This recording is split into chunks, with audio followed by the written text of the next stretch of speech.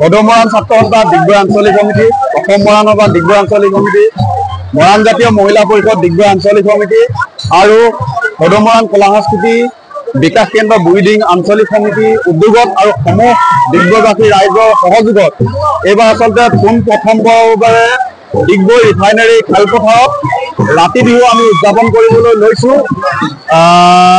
বিভিন্ন জাতি জনগোষ্ঠীৰ আচলতে ৰাতি বিহুত আজি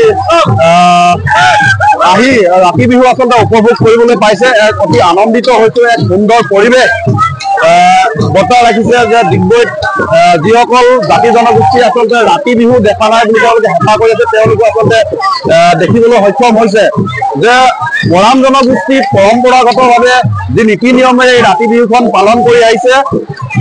বিভিন্ন গাঁৱৰ পৰা আহি ডেকাসকলে আচলতে গাভৰুসকলক নচুৱাই গোটেই ৰাতি সুন্দৰ এটা পৰিৱেশে আনন্দ কৰি আচলতে উপভোগ কৰে। যে বিভিন্ন গাঁৱত আচলতে আমাৰ এই ৰাতি বিহুখন আমি পালন কৰি আহিছোঁ।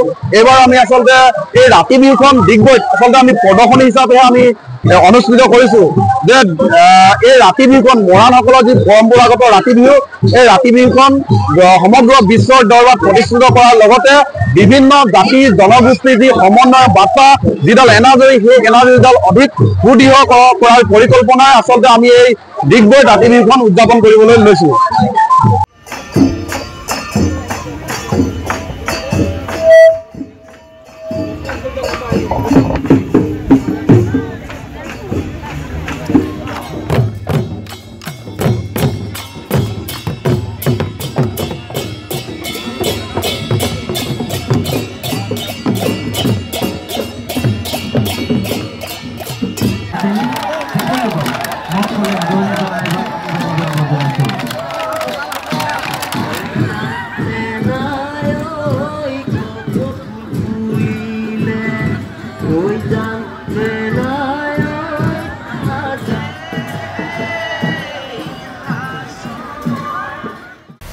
প্ৰতিটো ৰাজনৈতিক দলে বজাইছে নিৰ্বাচনী ৰণদংকা।